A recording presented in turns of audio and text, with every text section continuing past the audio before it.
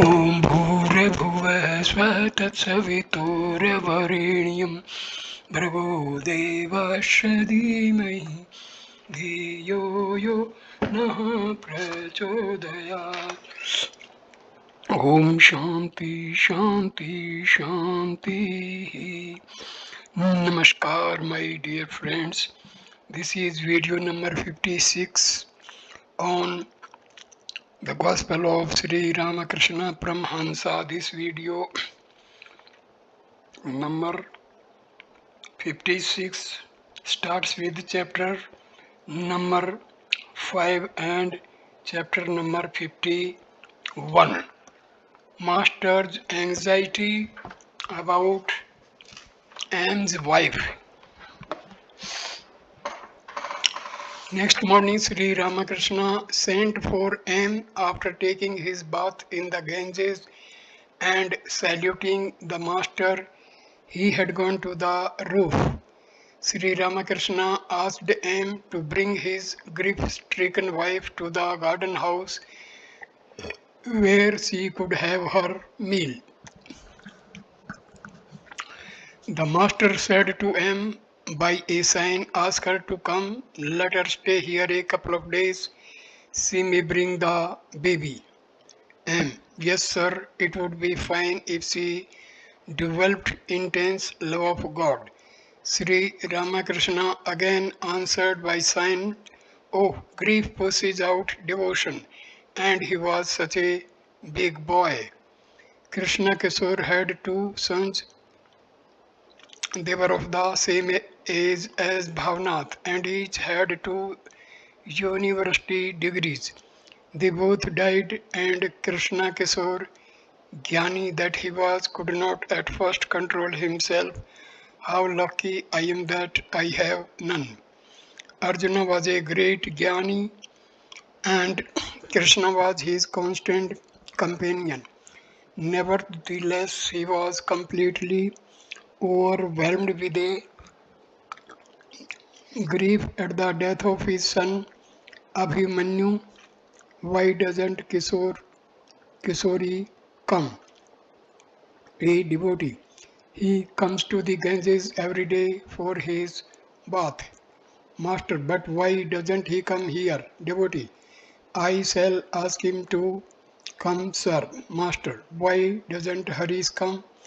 Two young girls aged 9 and 10 who belong to M's family sang several songs about the Divine Mother for the Master. They had sung for him when he had visited M's house at Shampukur. The master was very much pleased with their songs. After they had finished, they were sent for by the devotees to sing for them downstairs. Master to M.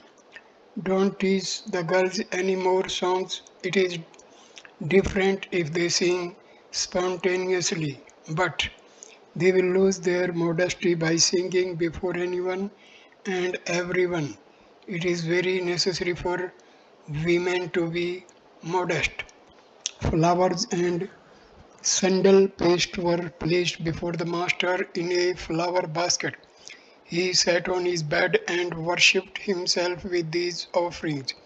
Sometimes he placed flowers and sandal paste on his head, sometimes on his throat, sometimes on his heart, and sometimes on his navel. Mohan of Konnagar came in and took a seat after saluting the master. Sri Ramakrishna was still busy with the two worship of his inner self. He put a garland of flowers on his own neck. After a while, he seemed to be pleased with Manomohan and gave him some flowers. M too received a flower. It was about 9 o'clock in the morning. The master and M were talking. Sasi was also in the room. Master to M. What were Narendra and Sasi talking about? What did they discuss? M to Sasi. What were you talking about, Sasi? Was it Niranjan that told you about it? Master, what were you discussing? I heard God, being, non-being and so forth. Sasi smiling. Shall I call Narendra? Master, yes. Narendra came in and took a seat. Master to M. Asking something to Narendra. Tell us what you were talking about. Narendra, I have indigestion. What is there to tell you about? Master, you will get over your indigestion. M. Smiling, tell us about the experience of Buddha. Narendra, have I become a Buddha that you want me to talk about him? M. What does Buddha say about the existence of God? Narendra, how can you say that God exists? It is you who have created this universe. Don't you know what Berkeley says about it? Yes, I do. According to him, essay is percipi. The world exists as long as the sense organs perceive it. Master, Nangata used to say, the world exists in mind alone and disappears in mind alone. But as long as I consciousness exists, one should assume the servant and master relationship with God. Narendra to M. How can you prove? By reasoning that God exists. But if you depend on faith, then you must accept the relationship of servant and master. And if you accept that and you can't help it, then you must also say that God is kind. You think only of the suffering in the world. Why do you forget that God has also given you so much happiness? How kind He is to us. He has granted us three very great things: human birth, the yearning to know God, and the companionship of great soul. All were silent. Master to Narendra. I feel very clearly that there is someone within me. Dr. Rajendra Lal arrived and took a seat. He had been treating the master and homeopathic medicine, treating the master with the homeopathic medicine. When the talk about medicine was over, Sri Ramakrishna pointed out Manu Mohan to the doctor Rajendra. He is a distant relative of mine. Narendra went downstairs. He was singing to himself. Lord, thou hast lifted all my sorrow with the vision of thy face, and the magic of thy beauty has bewitched my mind. Beholding thee, the seven worlds forget their never ending woe. What shall I say then of myself, a poor and lowly soul? Narendra had a little indigestion. He said to M, if one follows the path of bhakti, then the mind comes down a little to the body. Otherwise, who am I? Neither man nor God. I have neither pleasure nor pain. It was about 9 o'clock in the evening. Surendra and a few other devotees entered Sri Ramakrishna's room and offered him garlands of flowers. Bapuram, Latu, and M were also in the room. Sri Ramakrishna put Surendra's garland on his own neck. All sat quietly. Suddenly, the master made a sign to Surendra to come near him. When the disciple came near the bed, Sri Ramakrishna took the garland from his neck and put it around Surendra's. Surendra saluted the master. Sri Ramakrishna asked him by a sign to rub his feet. Surendra gave them a gentle massage. Several devotees were sitting on the bank of the reservoir in the garden, singing to the accompaniment of drum and cymbals. Sri Ramakrishna sent them word through Latu to sing the name of Hari. M. Baburam and several others were still sitting in the master's room. They heard the devotees singing. Their dance is my Gora chanting Hari's name. When the master heard the song, he made a sign to the Baburam and M to join them. He also asked them to dance. A few minutes later, Sri Ramakrishna sent another devotee to the singers to ask them to sing the following improvised lines. Ah, my Gora even knows how to dance. How can I describe my Gora's moods? My Gora dances with both his hands upraised. The music was over. Surendra was almost in an ecstatic mood. He sang, Crazy is my father, crazy is my mother, and I, their son, am crazy too. Shama is my mother's name. My father strikes his cheeks and makes a hollow sound. Ba ba boom, ba ba boom. And my mother, drunk and reeling, falls across my father's body. Shama's streaming tresses hang in vast disorder. Bees are swarming numberless about her crimson lotus feet. Listen as she dances, how her anklets ring. Chapter number 51. The Master Love for His Devotees. Wednesday, April 21, 1886. Narendra and M and Narendra's skepticism. M and Narendra were strolling in the garden of the house at Kansipur. Narendra was very much worried because he had not yet been able to solve the financial difficulties of his family. Narendra, I don't care for the job at the Vidyasagar school. I have been thinking of going to Gaya.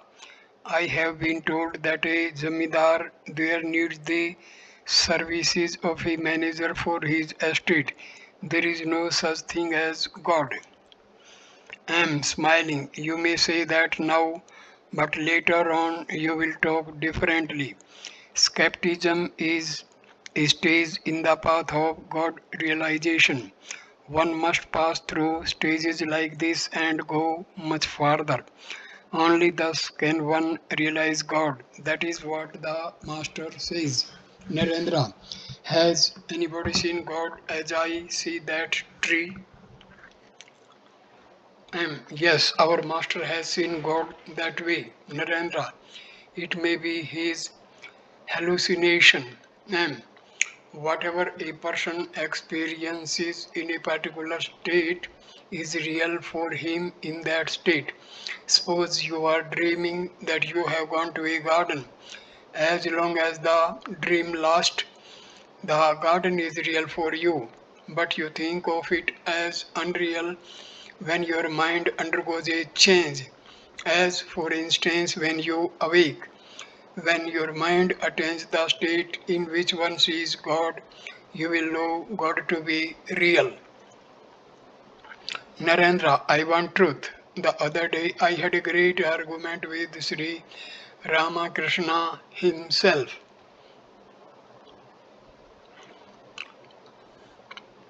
I'm smiling. What happened? Narendra, he said to me, some people call me God. I replied, let 1,000 people call you God, but I shall certainly not call you God as long as I do not know it to be true. He said, whatever many people say is indeed truth, that is dharma. Thereupon I replied, let others proclaim a thing as truth, but I shall certainly not listen to them unless I myself realize it as truth.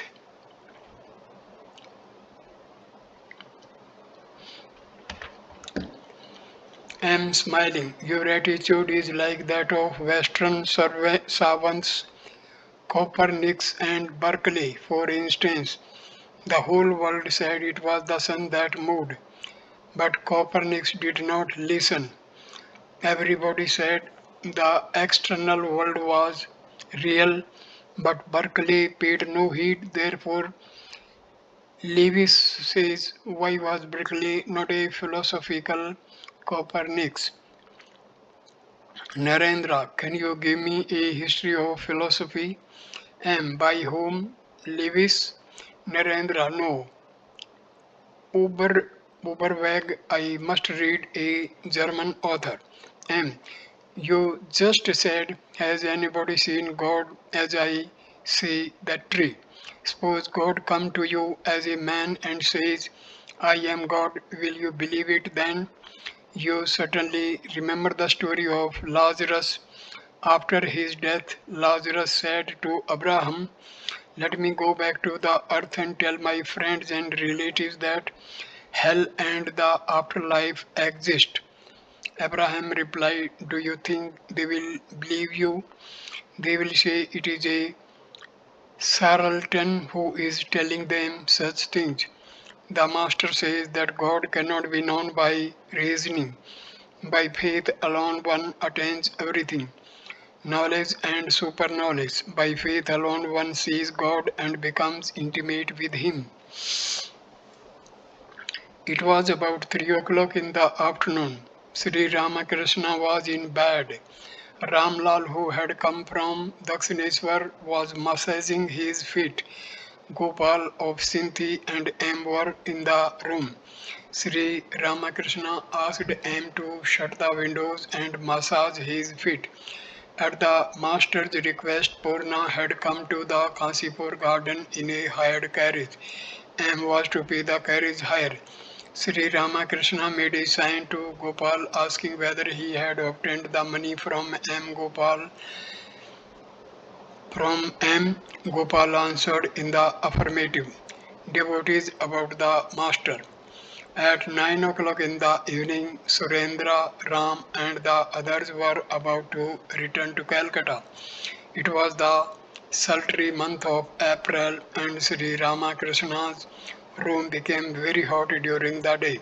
So Surendra had brought some straw screens to keep the room cool. Surendra, why nobody was why nobody has hung up these straw screens? Nobody here pays attention to anything. A devotee smiling. The devotees here are now in the state of Brahmajnana. They feel I am He. The world is unreal to them. When they come down to a lower plane and regard God as the master and themselves as his servants, they will pay attention to the service of Sri Ramakrishna. All laugh. Thursday, April 22, 1886. In the evening, Rakhal, Sasi and M were strolling in the garden at Kasipur. M, the master, is like a child beyond the three gunas.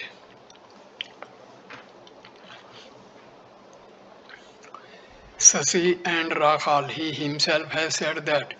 Rakhal, he sits in a tower as it were from which he gets all information and sees everything, but others cannot go there and reach him.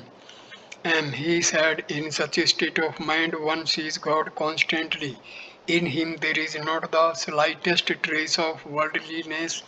His mind is like dry fuel which catches fire quickly. Sasi, he described the different kinds of intelligence to Charu. The right intelligence is that through which one attains God, but the intelligence that enables one to become a deputy magistrate or a lawyer or to acquire a house is a mean intelligence. It is like thin and watery curd which merely soaks flattened rice but does not add any flavor to it. It is not like thick superior curd, but the intelligence through which one attains God is like thick curd. And ah, what wonder! powerful words. Bliss of Brahma and bliss of the world. Sasi, Kali said to the master, what is the good of having joy? The bhils are joyous. Savages are always singing and dancing in a frenzy of delight. Rakhal, he, meaning the master, replied to Kali, what do you mean? Can the bliss of Brahma be the same as worldly pleasure? Ordinary men are satisfied with worldly pleasure. One cannot enjoy the bliss of Brahma unless one completely rids oneself of attachment to the worldly things. There is the joy of money and sense experience, and there is the bliss of God realization. Can the two ever be the same? The rishis enjoyed the bliss of Brahma. Master on Buddha. M. You see, Kali nowadays meditates on Buddha. That is why he speaks of a state beyond bliss. Rahal, yes, Kali told the master about Buddha. Sri Ramakrishna said to him, Buddha is an incarnation of God. How can you compare him to anybody else? As he is great, so too is his teaching great. Kali said to him, everything indeed is the manifestation of God's power. Both worldly pleasure and the bliss of God are the manifestation of that power. M. What did the master say to that? Rahal, he said, how can that be? Is the power to beget a child the same as the power through which one realizes God? Sri Ramakrishna was sitting in his room on the second floor. Narendra, Raghal, Sasi, Surendra, M. Bhavnath and other devotees were present. Dr. Mahendra Sarkar and Dr. Rajendra Datta were also there to examine him. His condition was growing worse on women and gold. The house rent was between 60 and 65 rupees. Surendra bore most of the expenses and had rented the house in his name. The other household devotees contributed financial help according to their power. A cook and a maid had been engaged to look after the members of the household. Master to Dr. Sarkar and the others, the expenses are mounting.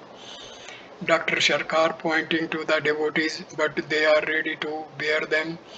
They do not hesitate to spend money. To Sri Ramakrishna, now you see gold is necessary. Master to Narendra, why don't you answer? Narendra remained silent. Dr. Sarkar resumed the conversation. Dr. Sarkar, gold is necessary and also woman. Rajendra, yes, his meaning. Sri Ramakrishna, wife has been cooking his meals. Dr. Sarkar to the master, do you see? Master smiling, yes, but very troublesome. Dr. Sarkar, if there were no troubles, then all would become Paramahamsas. Master, if a woman touches me, I fall ill. That part of my body itches as if stung by a horned fish. Dr. Sarkar, I believe that, but how can you get along without woman? Master, my hand gets all twisted up if I hold money in it. My breathing stops. But there is no harm in spending money to lead a spiritual life in the world if one spends it. For instance, in the worship of God and the services of holy men and devotees. A man forgets God if he is entangled in the world of Maya through a woman. It is the mother of the universe who has assumed the form of Maya, the form of woman.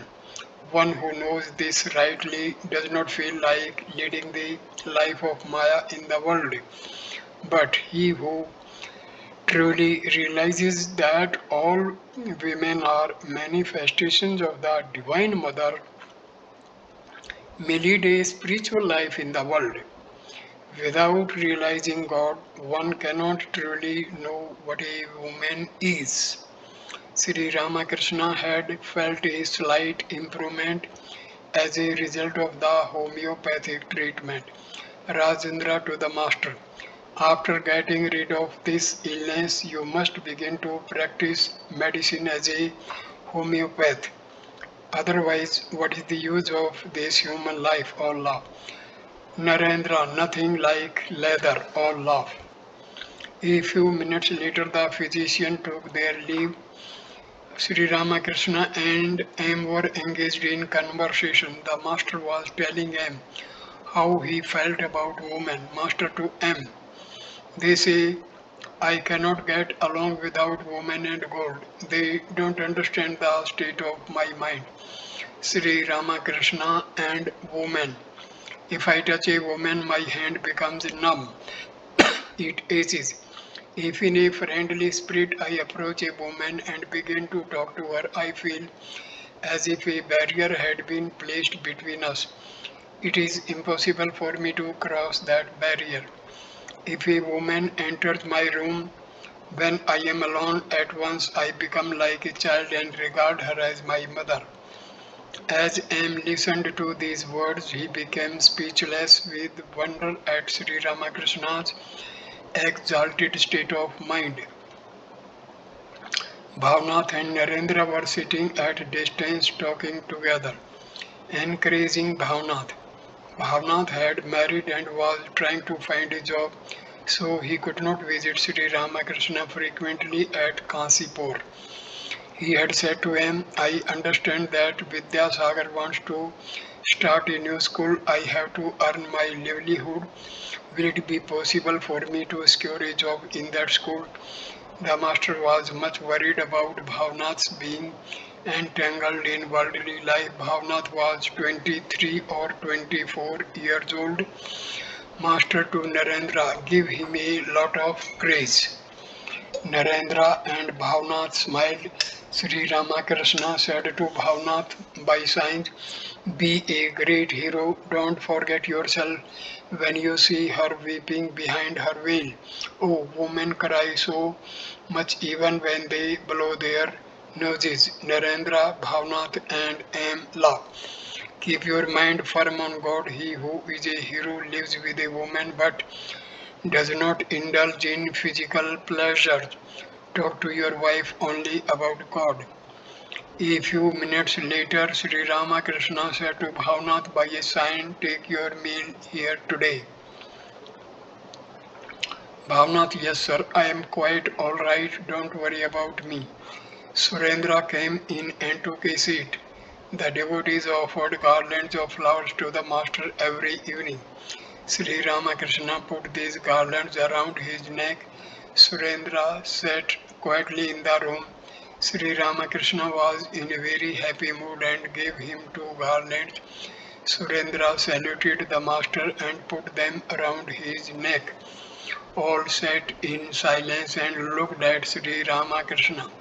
Surendra saluted the master again and stood up. He was about to leave. He asked Bhavnath to hang the straw screens over the windows. He, Hirananda came in with two of his friends. He was a native of Sindh, about 2200 miles from Calcutta. After finishing his college education in Calcutta in 1883, he had returned to Sindh and taken charge of editing two papers, the Sindh Times and the Sindh Sudhar. While studying in Calcutta, he had often visited Keshav Chandra Sen and had come to know about him intimately. He had met Sri Ramakrishna at the Kali temple at Dakshineswar and had spent an occasional night there with the master. Hearing of Sri Ramakrishna's illness, he now came to Calcutta from Sindh to see him. The master himself had been very eager to see Hirananda. Sri Ramakrishna pointed to Hirananda and said to him by signs, a very fine boy, do you know him? M, yes sir. Master to Hirananda and M, please talk a little, I want to hear you both. When M remained silent, Sri Ramakrishna asked him, "Is Narendra here? Call him." Narendra entered the room and sat near the master. Master to Narendra and Hirananda, "I want to hear you to talk." Hirananda was silent a few moments and then, after great hesitation, began the conversation. Narendra argues with Hirananda. Hirananda to Narendra, "Why does a devotee of God suffer?" His words were sweet as nectar. Everyone in the room could feel that his heart was filled with love. Narendra, the plan of the universe is devilish. I could have created a better world. Hirananda, can one feel happiness without misery? Narendra, I am not making a plan for a universe but simply giving my opinion of the present plan. But all these problems are solved if we have faith only in one thing, and that is pantheism. All doubts disappear if one believes that everything is God. God alone is responsible for all that happens. Narendra sang Sankar's 6 stanzas on Nirvana. Om, I am neither mind, intelligence, ego, nor chitta, neither ears nor tongue, nor the sense of smell and sight, nor am I ether, earth, fire, water, or air. I am pure knowledge and bliss. I am Shiva, I am Shiva. I am neither the prana nor the 5 vital breaths, neither the 7 elements of the body nor its 5 seats, nor hands, nor feet, nor tongue, nor the organs of sex and avoiding. I am pure knowledge and bliss. I am Shiva, I am Shiva. Neither loathing nor liking have I, neither greed nor delusion, no sense have I of ego or pride, neither dharma nor moksha, neither desire of the mind nor object for its desiring. I am pure knowledge and bliss. I am Shiva, I am Shiva. Neither right nor wrongdoing am I, neither pleasure nor pain, nor the mantra, the sacred place, the Vedas, the sacrifice, neither the act of eating, the eater, nor the food. I am pure knowledge and bliss. I am Shiva, I am Shiva. Death or fear I have none, nor any distinction of caste, neither father nor mother, nor even a birth have I, neither friend nor comrade, neither disciple nor guru. I am pure knowledge and bliss. I am Shiva, I am Shiva. I have no form or fancy, and all pervading am I. Everywhere I exist, yet I am beyond the senses. Neither salvation am I, nor anything that may be known. I am pure knowledge and bliss. I am Shiva, I am Shiva, Hirananda, good.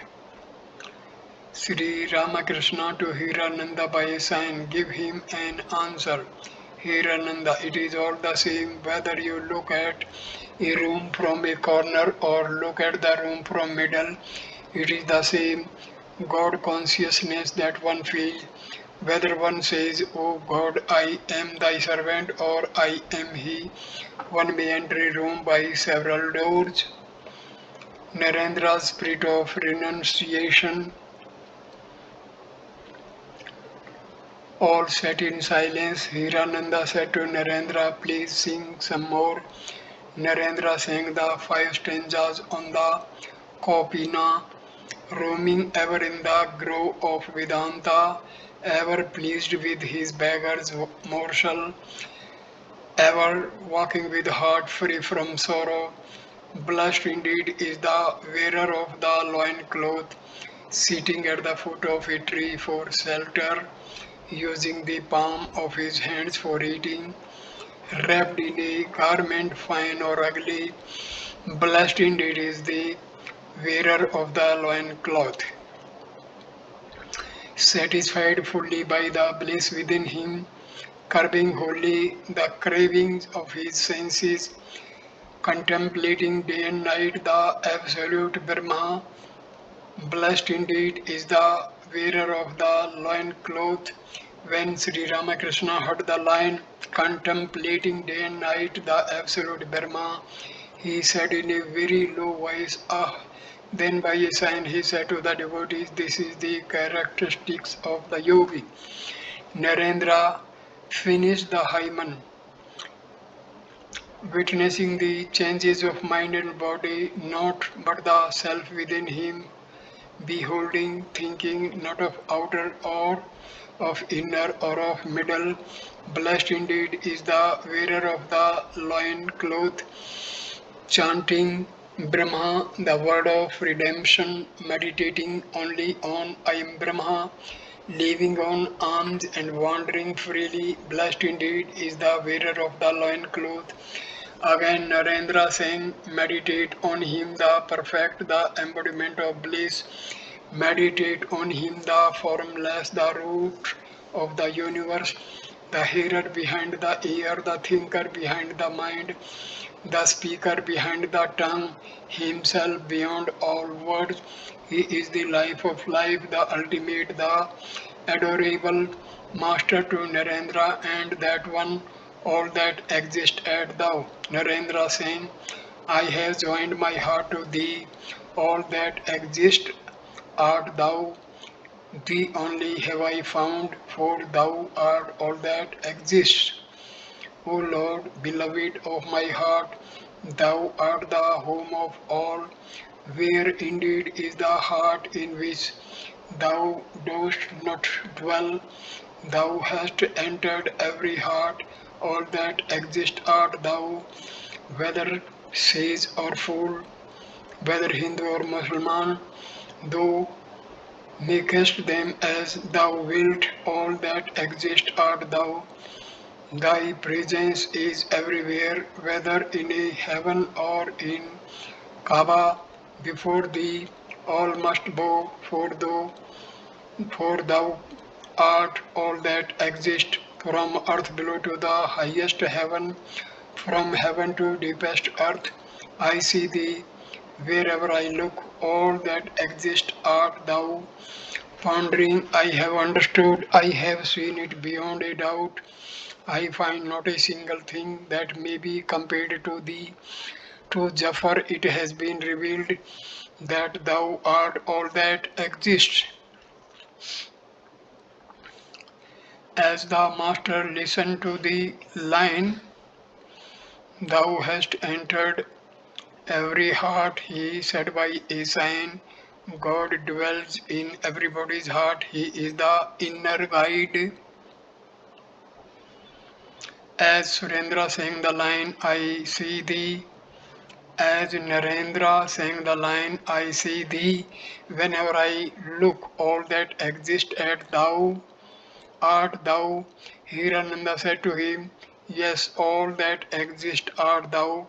Now you say thou, not I, but thou. Narendra, give me a one and I will give you a million.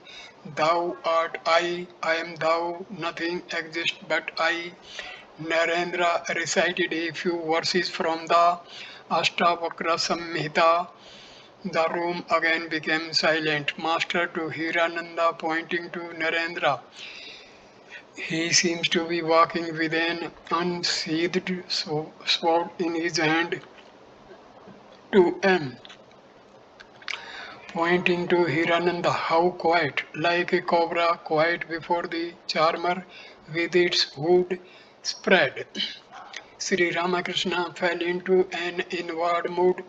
Hirananda and M were seated near him. There was complete silence in the room. The master's body was being racked with indescribable pain. The devotees could not bear the sight of this illness, but somehow the master made them forget his suffering. He sat there, his face beaming, as if there were no trace of illness in his throat. The devotees had placed flowers and garlands before him as their loving offerings. He picked up a flower and touched with it first his head, then his throat, heart, and navel. To the devotees, he seemed a child playing with flowers. Sri Ramakrishna used to tell the devotees that his divine visions and moods were accompanied by the rising of a spiritual current inside his body. Now he talked to M. Master, I don't remember when the current went up. Now I am in the mood of a child. That is why I am playing with the flowers this way. Master's exalted vision. Do you know what I see now? I see my mood as a frame made of bamboo strips and covered with a cloth. The frame moves and it moves because someone dwells inside it. Again, I see the body to be like a pumpkin with the seeds scooped out. Inside this body, there is no trace of passion or worldly attachment. It is all very clean inside, and it became very painful for Sri Ramakrishna to talk further. He felt very weak and quickly guessed what the master wanted to tell the devotees and said, and you are seeing God inside yourself. Master, both inside and outside the indivisible Satchitananda, I see it both inside and outside. It has merely assumed this sheath, meaning his body, for a sport and exists both inside and outside. I clearly perceive this. And Hirananda listened intently to these words about his exalted state of God consciousness. A few moments later, Sri Ramakrishna looked at them and resumed the conversation. Master, you all seem to me to be my kinsmen. I do not look on any of you as a stranger. I see you all, so many seats and the heads are moving. I notice that when my mind is united with God, the suffering of the body is left aside. No, I perceive only this. The indivisible Satchitananda is covered with skin, and the sore in the throat is on one side of it. No, I perceive only this. The indivisible Satchit Ananda is covered with skin, and this sore in the throat is on one side of it. The master again fell silent. A few minutes later, he said, the attributes of matter are superimposed on spirit, and the attributes of spirit are superimposed on matter. Therefore, when the body is ill, a man says, I am ill. Hirananda wanted to understand what the master had just said. So Am told him, then hot water scalds the hand. People say that the water scalds, but the truth is that it is the heat that scalds. Master and Hirananda. Hirananda to the master, please tell us why a devotee of God suffers. Master, it is the body that suffers. Sri Ramakrishna said, do you understand? And said to Hirananda in a whisper, the body suffers for the purpose of teaching man. His life is like a book of reference. In spite of so much physical suffering, his mind is 100% united with God. Hirananda, yes, it is like Christ's crucifixion. But still the mystery remains, why should he of all people suffer like this? And the master says it is the will of the Divine Mother. This is how she is sporting through his body. The two devotees were talking in whispers. Sri Ramakrishna asked Hirananda by sign what M was talking about. Since Hirananda could not understand the sign, Sri Ramakrishna repeated it.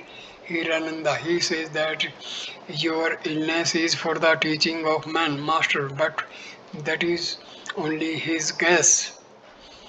To M and Hirananda, my mood is changing. I think that I should not say to everyone, may your spiritual consciousness be awakened. People are so sinful in the Kali Yuga. If I awaken their spiritual consciousness, I shall have to accept the burden of their sins. M. to Hirananda. He will not awaken people's spiritual consciousness except at the right time. When a person is ready, he will awaken his spiritual consciousness. Friday, April 13, 1886. It was Good Friday. Hirananda had taken his midday meal at the Kansipur garden house. About 1 o'clock in the afternoon, he was stroking Sri Ramakrishna's feet. M sat nearby. Latu and one or two other devotees were going in and out of the room. It was the master's earnest desire that Hirananda should stay for some time at the Kansipur garden house. While massaging the master's feet, Hirananda conversed with him. He spoke in a very sweet voice as if trying to console a child. Hirananda, why should you worry so much? You can enjoy peace of mind if you have faith in the physician. You are a child. Master to M. How can I have faith in the doctor? Dr. Sarkar said that I would not recover. Hirananda, but why should you worry so much about that? What is to happen must happen. M. to Hirananda aside. He is not worrying about himself. The preservation of his body is for the welfare of the devotee. It was a sultry day and the room became very hot at noontime. The straw screens had been hung over the windows. Hirananda adjusted them. The master looked at him. Master to Hirananda, please don't forget to send the pajamas. Hirananda had told Sri Ramakrishna that he would feel more comfortable if he wore the pajamas used in Sindh. Sri Ramakrishna was reminding him of them. Hirananda had not eaten well. The rice had not been well cooked. The master felt very sorry about it and asked him again and again whether he would have some refreshments on account of his illness. He couldn't hardly talk, but still he repeated the question. He said to Latu, did you to eat that rice? Sri Ramakrishna could hardly keep the cloth on his body.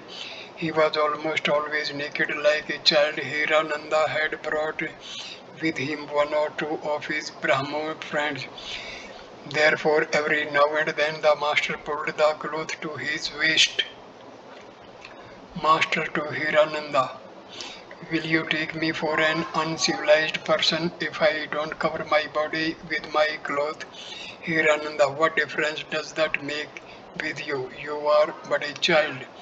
Master pointing to a Brahmo devotee, but he feels that way. Hirananda was about to take his leave. In a very few days he was going to start for Sindh. Master to Hirananda, suppose you don't go to Sindh. Hirananda smiling, but there is nobody there to do my work. I have my duties. Master, how much do you earn? Hirananda smiling, my work does not bring me a large salary. Master, still how much? Hirananda laughed. Master, why don't you live here? Hirananda did not reply. Master, suppose you give up the job. Hirananda said nothing. He was ready to take his leave. Master, when will you see me again? Hirananda, I shall leave for Sindh on Monday. The day after tomorrow I shall see you that morning. Hirananda left. M was seated by the master's side. Master to M, he is a fine young man, is not he? M, yes sir, he has a very sweet nature, master.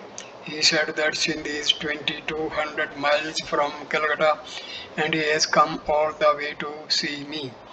M, true sir, that would be impossible without real love. Master, he wants very much to take me to Sindh. M, the journey is very painful. It takes 4 or 5 days by train. Master, he has 3 university degrees. M, yes sir. Sri Ramakrishna was tired. He wanted to take a little rest. He asked M to open the shutters of the windows and spread the straw mat over his bed. M was fanning him. Sri Ramakrishna became drowsy. After a short nap, Sri Ramakrishna said to M, "Did I sleep?" M, "A little." Narendra, Sarath and M were talking downstairs. Narendra, how amazing it is. One learns hardly anything through one reads books for many years. How can a man realize God by practicing sadhana for 2 or 3 days? Is it so easy to realize God? To Sarath, you have obtained peace. M too has obtained it, but I have no peace. It was afternoon. Many devotees were sitting in the master's room. Narendra, Sarath, Sasi, Latu, Nitya Gopal, Girish, Ram, M and Suresh were present. Kedar came in. This was his first visit to the master for some time. While staying in Dhaka in connection with his official duties, he had heard of Sri Ramakrishna's illness. On entering Sri Ramakrishna's room, he took the dust of the master's feet on his head and then joyously gave it to the others. The devotees accepted it with bowed heads. As he offered it to Sarat, the latter himself took the dust of Sri Ramakrishna's feet and smiled. The master also smiled. Looking at him, the devotee sat without uttering a word. Sri Ramakrishna seemed about to go into an ecstatic mood. Now and then he breathed heavily. Now and then he breathed heavily as if trying to express his emotion. He said to Kedar by a sign, "Argo with Grish." Grish said to Kedar, "Sir, I beg your pardon. At first I did not know who you were. That's why I argued with you, but now it is quite different." Sri Ramakrishna smiled. The master drew Kedar's attention to Narendra and said, "He has renounced everything to the devotees." Kedar once said to Narendra, "You may reason and argue now, but in the end you will roll on the ground chanting Hari's name." To Narendra, "Take the dust off Kedar's feet." Kedar to Narendra, "Take the dust off his," meaning the master's feet. "That will do." Surendra was seated behind the other devotees. The master looked at him with a smile and said to Kedar, "Ah, he's sweet, how sweet his nature is." Kedar understood the master's hint and went towards Surendra. Surendra was very sensitive. Some of the devotees had been collecting funds from the householder devotees to meet the expenses of the Kansipur garden house. Surendra felt piqued at this. He was bearing most of the expenses himself.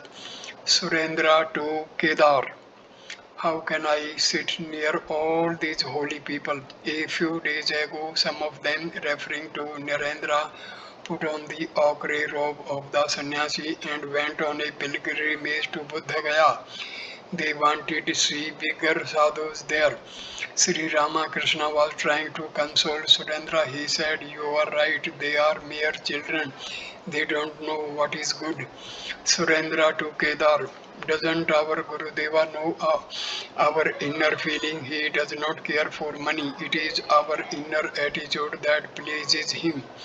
Sri Ramakrishna, with a nod of his head, approved Surendra's words.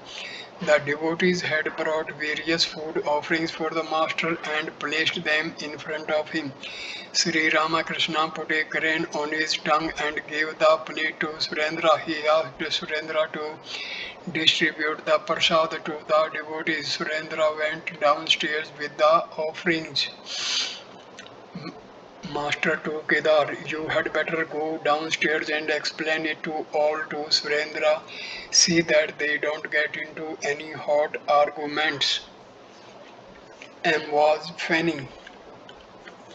Sri Ramakrishna, the master said to him, "Won't you eat anything?" He sent M downstairs. Greece and M It was about dusk. Grace and Em were strolling near the small reservoir in the garden. Grace, I understand that you are writing something about the master. Is it true, Em? Who told you that? Grace, I have heard about it. Will you give it to me? Em, no, I won't part with it unless I feel it is right to do so. I am writing it for myself, not for others. Grace, what do you mean? You may get it when I die. It was evening. A lamp was lighted in the master's room. Amrita Basu, a Brahmo devotee, came in. Sri Ramakrishna had expressed his eagerness to see him, and a few other devotees were there. A garland of jasmine lay in front of the master on a plantain leaf. There was perfect silence in the room. A great yogi seemed to be silently communing with God. Every now and then the master lifted the garland a little as if he wanted to put it around his neck. Amrita tenderly, shall I put it around your neck? Sri Ramakrishna accepted the garland. He had a long conversation with Amrita. When the latter was about to take his leave, the master said, come again. Amrita, yes sir, I like to come very much, but I live at a great distance so I cannot always come. Master, do come and take the carriage hire from here. The devotees were amazed at the master's tender love for Amrita. Master's kindness to M and his wife. The next day, M came to the garden house accompanied by his wife and his son. The boy was 7 years old. It was at the master's request that he brought his wife, who was almost mad with grief owing to the death of one of her sons. That day, the master several times allowed M's wife the privilege of waiting on him. Her welfare seemed to occupy his attention a great deal. In the evening, the Holy Mother came to the master's room to feed him. M's wife accompanied her with a lamp. The master tenderly asked her many questions about her household.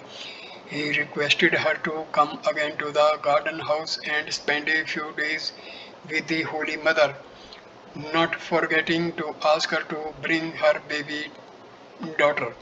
When the master had finished his meal, M's wife removed the plates. He chatted with her a few minutes.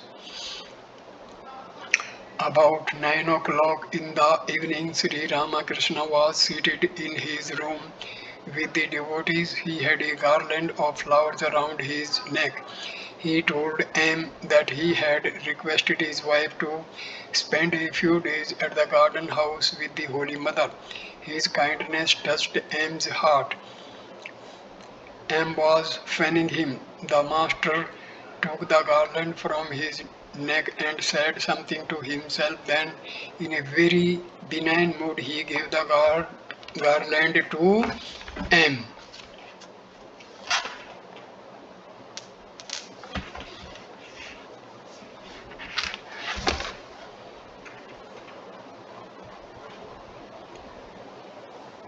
At this point, I conclude this video. Next video number 57 will start with chapter 52 after the passing away. Thank you for watching this video. Please like, comment and share the video. Subscribe the channel. Namaskar my dear friends. Thank you. Namaskar.